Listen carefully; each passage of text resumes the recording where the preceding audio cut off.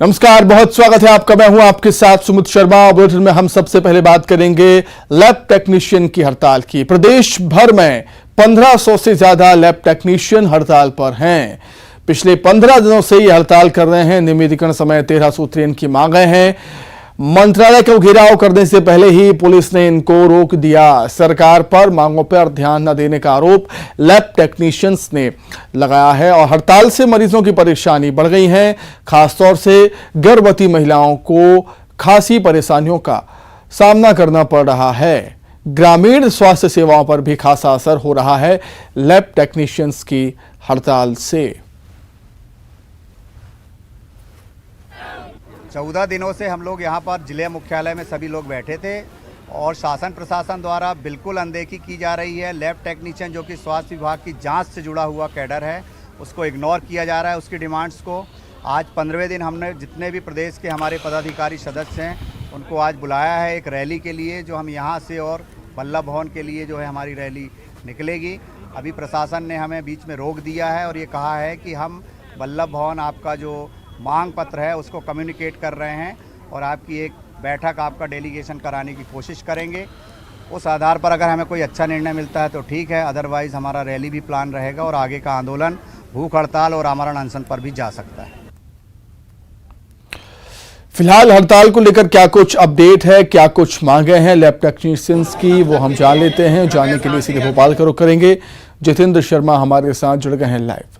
जितेंद्र, चुनावी साल आते ही प्रदेश में हड़ताली मौसम भी शुरू हो जाता है, वैसा ही मध्य प्रदेश में देखने को मिल रहा है। अब लैब टेक्नीशियंस अपनी मांगों को लेकर हड़ताल पर। बिल्कुल सुमित, अगर बात करें तो लैब टेक्नीशियन जो है लगातार उनका 15वां दिन है आज हड़ताल का, और आज उन्होंने हड़ताल के बाद अपनी जो है एक रैली निकालनी चाहिए, मगर उसे पुलिस प्रशासन ने आगे बढ़ने से रोक दिया।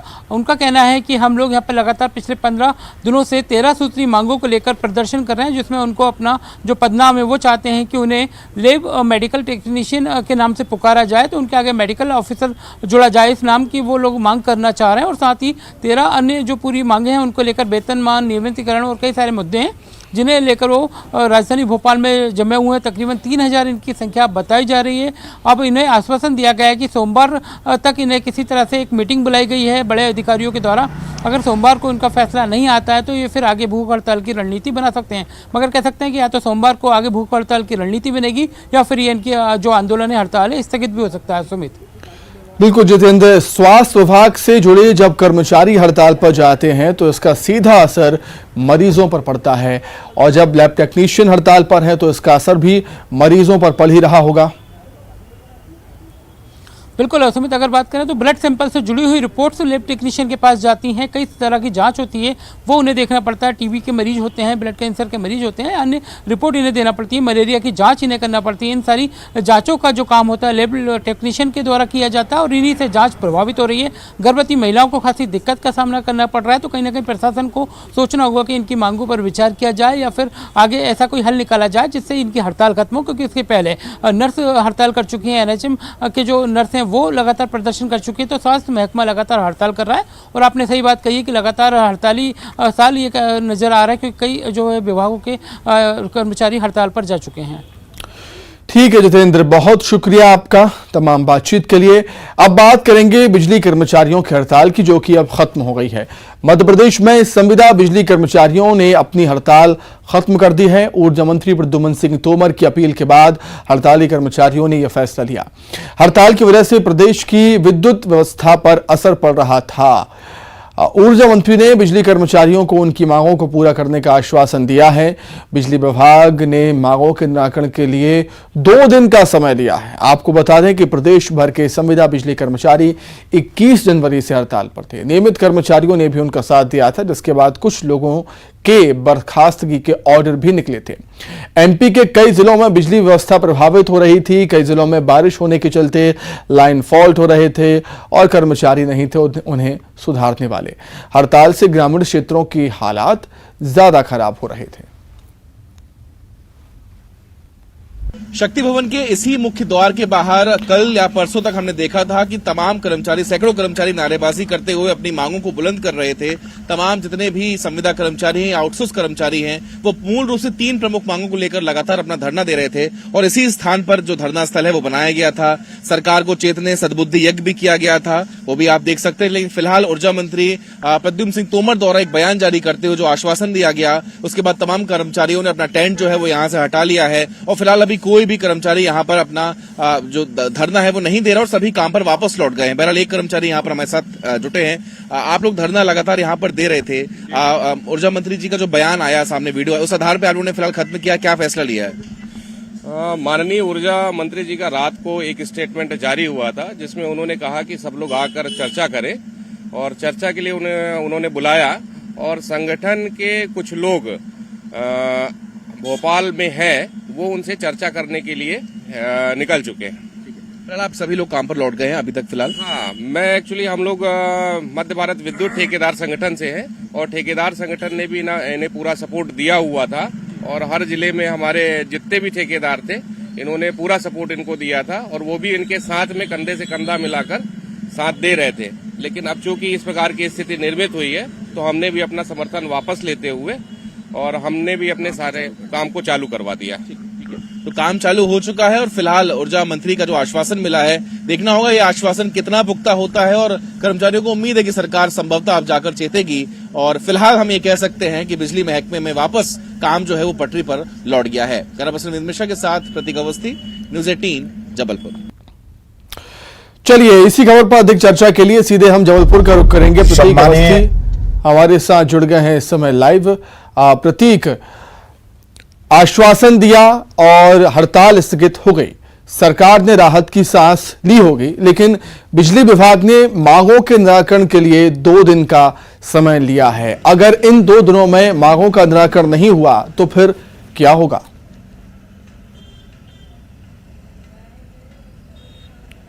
जी हाँ, देखिए समयावधि कहीं ना कहीं तय कर दी गई है, चूंकि इस बार कर्मचारी आर पार की लड़ाई का मन बना चुके थे। चूंकि ऊर्जा मंत्री ने खुद आह्वान किया, वीडियो देर रात जारी किया और चर्चा के लिए आमंत्रित किया, इस लिहाज से फिलहाल फौरी तौर पे तो हम कह सकते हैं कि बिजली व्यवस्था सुचारू रहेगी, जो कि कर्मचारी फिलहाल वापस काम पर लौट गए हैं। लेकिन बेशक कुछ अल्प समय के लिए ही ये पूरी मियाद दी गई है। इस बीच सरकार को कड़ा रुख इनकी मांगों पर लेना ही होगा, क्योंकि ये अपना मन स्पष्ट कर चुके हैं। हजारों की संख्या में कर्मचारी हैं पूरे मध्य प्रदेश में, चाहे विद्युत वितरण कंपनी पूर्व, पश्चिम, मध्य हो या मैनेजमेंट कंपनी हो, और जो कि आउटसोर्स के साथ साथ संविदा वर्ग का एक बड़ा तबका मध्य प्रदेश की बिजली महकमे का बागडोर संभालता है। इस लिहाज से उनकी जो प्रमुख मांगे, चूंकि सरकार पहले ही चुनावी वादा कर चुकी थी, चाहे वो नियमितीकरण का हो, संविलियन का हो, उस लिहाज से सरकार की ही वादों को वो पूरा करने की मांग कर रहे हैं। अब ऊर्जा मंत्री ने आश्वासन दिया है, सरकार कितनी जल्द और कितना कड़ा फैसला इनकी मांगों पर लेती है ये देखना होगा। लेकिन फौरी तौर पर तो कह सकते हैं कि हड़ताल वापस है, स्थगित है, वापस तो नहीं कहूंगा, स्थगित है और वापस सभी कर्मचारी काम पर लौट गए हैं। सुमित। बिल्कुल प्रतीक, किसी भी प्रदेश में जब चुनावी साल आता है तो उस प्रदेश में हमें हड़ताली मौसम भी देखने को मिलता है, हड़ताल के दौर हमें देखने को मिलते हैं। एक वर्ग नहीं, कई वर्ग के विभाग हड़ताल पर हैं इस समय मध्य प्रदेश में, और यही वजह है कि चुनावी साल में भी बिजली विभाग के कर्मचारियों ने सोचा होगा कि हम भी बहती गंगा में हाथ धो लें।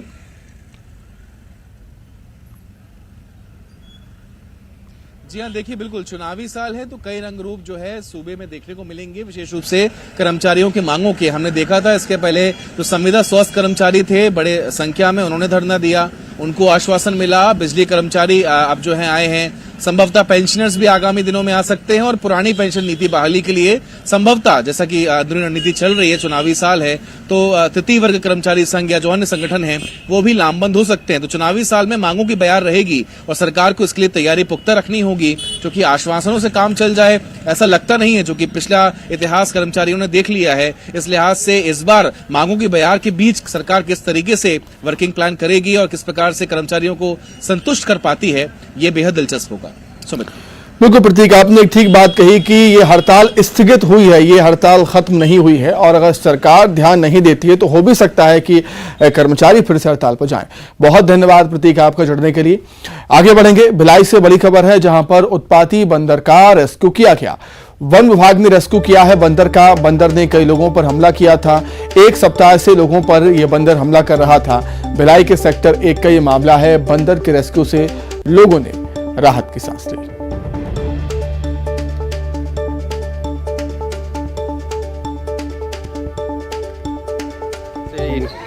इनका विदाई का पल आ गया है।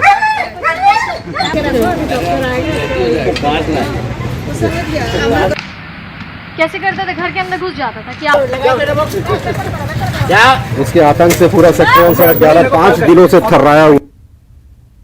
भिलाई के हाउसिंग बोर्ड क्षेत्र में बंदर के आतंक के बाद में सेक्टर 1 में भी बंदरों का आतंक था और पिछले 6 दिनों से बंदर काफी परेशान कर रहा था। करीब 6 लोगों को काट लिया था। मैं दिखाना चाहूंगा कि सेक्टर 1 भिलाई का ये वही क्षेत्र है। सड़क नंबर 11 का क्षेत्र था जहां पर लोग घरों से बाहर नहीं निकल पा रहे थे और काफी बंदर का उत्पात था। लेकिन आज जो है बंदर का सफल रेस्क्यू कर लिया गया है तो काफी लोगों ने राहत की सांस ली है। हमारे साथ में देख सकते हैं कि काफी बड़ी संख्या में यहाँ पे क्षेत्र में रहने वाले लोग हैं जिन्होंने राहत की सांस ली है। इसमें बच्चे भी शामिल हैं।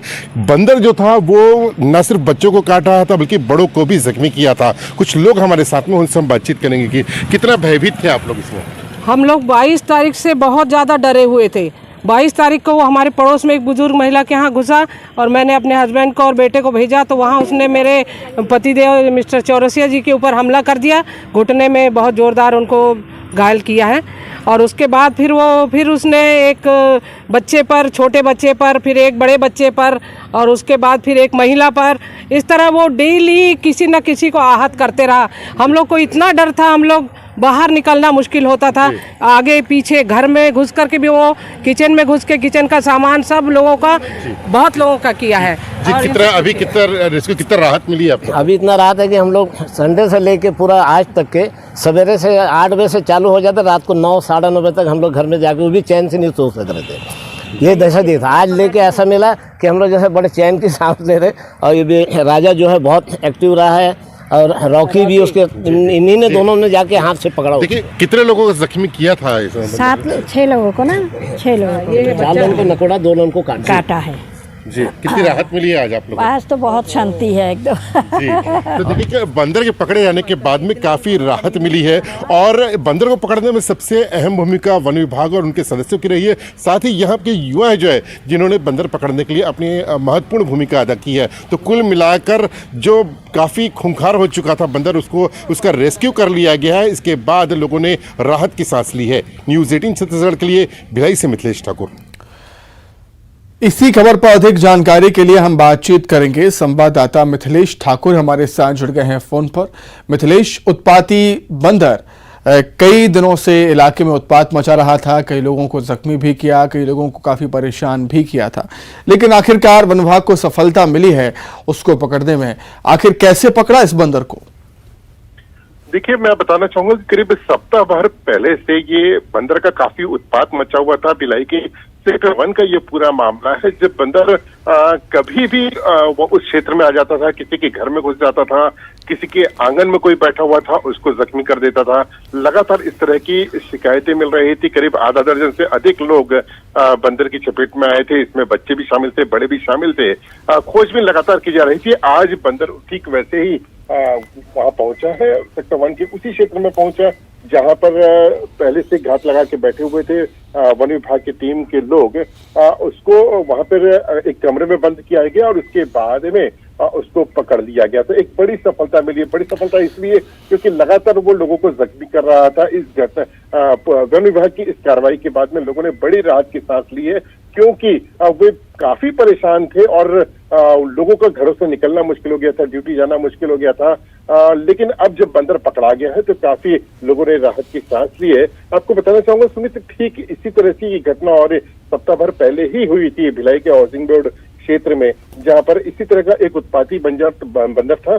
वो करीब 10 लोगों को घायल किया था। तो उसके बाद में ये दूसरी भिलाई में घटना हुई है।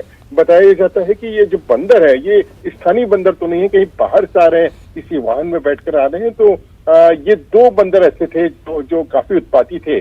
दोनों को फिलहाल पकड़ लिए गए। लोगों ने राहत की सांस ली है। बिल्कुल मिथिलेश, वन्य प्राणियों के रेस्क्यू में वन विभाग को थोड़ी सी दिक्कत होती ही है, और खास तौर से बंदर के मामले में जैसा कि हम सब जानते हैं कि बंदर काफी चंचल होते हैं, काफी फुर्तीले होते हैं, उछल कूद काफी करते हैं।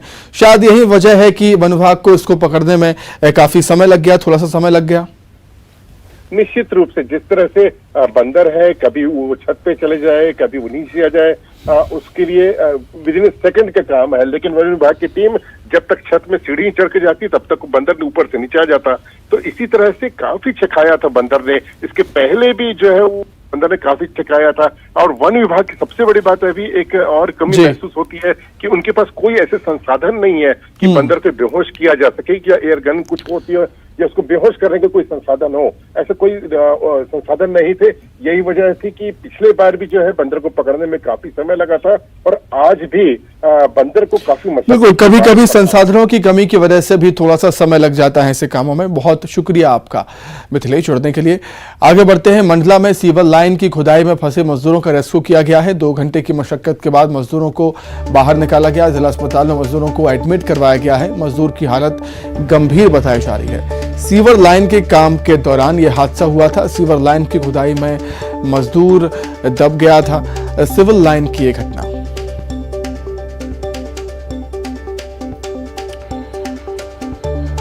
मंडला से खबर आपको बता रहे हैं, जहां पर सिविल लाइन की खुदाई में फंसे मजदूर का रेस्क्यू किया गया है। 2 घंटे की मशक्कत के बाद मजदूर को निकाला गया। जिला अस्पताल में मजदूर को एडमिट किया गया उपचार के लिए, जहां पर मजदूर की हालत गंभीर बताई जा रही है। अधिक जानकारी के लिए हम बात करेंगे। मंडला संवाददाता कृष्णा साहू हमारे साथ जुड़ गए हैं फोन पर। कृष्णा, क्या कुछ और जानकारी आपके पास? जी बिल्कुल सुमित, बताना चाहूंगा कि करीब 2 घंटे के रेस्क्यू के बाद इस मजदूर को सुरक्षित निकाल लिया गया है। हालांकि अभी मजदूर की स्थिति गंभीर बनी हुई है, लेकिन ये बड़ी लापरवाही है। जिस तरीके से जिले में सीवर लाइन का कार्य चल रहा है, वहां पर ठेकेदार कंपनी के द्वारा लगातार लापरवाही की जा रही है, जिसका खामियाजा एक मजदूर को भुगतना पड़ा। जहां करीब 2 घंटे तक काफी गहराई में, करीब 15 फीट की गहराई बताई जा रही है, जहां मजदूर फंसा हुआ था। यह वहां पर जो जन सामान्य और जो प्रशासन है, उनके सतर्कता के चलते 3 जेसीबी की मदद से मजदूर को सुरक्षित निकाल लिया गया है। सुमित। कृष्णा, आपका बहुत शुक्रिया तमाम जानकारी के लिए। वहीं टीकमगढ़ में बीच बाजार में जमकर चले हैं लाठी डंडे। मारपीट का वीडियो सीसीटीवी में कैद हो गया। 2 लोगों के साथ मारपीट हुई। घायल युवक को जिला अस्पताल में एडमिट किया गया। तो टीकमगढ़ से खबर, जहां पर बीच बाजार में मारपीट हुई है, जमकर लाठी डंडे चले हैं। मारपीट का वीडियो सीसीटीवी कैमरे में कैद हुआ है। तस्वीरों में आप देख सकते हैं किस तरीके से एक शख्स शॉप के अंदर जाता है और मारपीट करता है एक युवक से। डंडे से जमकर एक युवक ने दूसरे युवक की पिटाई कर दी। ये घटना वहां लगे सीसीटीवी कैमरे में कैद हुई है। हालांकि युवक ने ऐसा क्यों किया, मारपीट क्यों की, ये पता नहीं चल पाया। अधिक जानकारी के लिए बातचीत करेंगे। संवाददाता राजीव हमारे साथ जुड़ गए हैं फोन पर। राजीव, मारपीट की वजह क्या थी? देखिए, ये आपसी विवाद का मामला था, जिसको लेकर जो बीच बाजार में सरेआम गुंडागिर्दी देखने को मिली, क्योंकि पूरी घटनाक्रम सीसीटीवी कैमरे में कैद हुआ है, जिसको लेकर 2 लोगों के साथ मारपीट की गई और लगभग 4 लोग थे, और जो लाठी डंडा लेकर आए। और यह लक्ष्मी टाकी के पास की घटना है, जहाँ पे यह लोग चाट की दुकान पर खड़े हुए थे, तो मारपीट शुरू कर दी। और जान बचाते हुए जो बस सीसीटीवी कैमरे में दिख रहा है, तो एक दुकान के अंदर गया और वहां भी उसके साथ डंडों से मारपीट करने लगे। और पूरी घटना का वीडियो वहां लगे सीसीटीवी कैमरे में कैद हो गया है। और जिसके बाद हालांकि जो घायल हैं उनको उपचार के लिए आसपास के लोगों ने तुरंत जिला अस्पताल पहुंचाया, जहां उनका उपचार अभी भी चल रहा है। और पूरे मामले की थाने में पीड़ित पक्ष ने शिकायत भी की है, और पुलिस अब इस मामले को गंभीरता से ले रही है। पुलिस का कहना है कि मामले की जांच की जा रही है, और जो भी इसमें कार्रवाई होगी, आरोपियों के खिलाफ कार्रवाई की जाएगी। ठीक है राजीव, बहुत शुक्रिया आपका तमाम जानकारी के लिए। इसी के साथ ही इवनिंग एजेंडा में फिलहाल इतना ही। नमस्कार।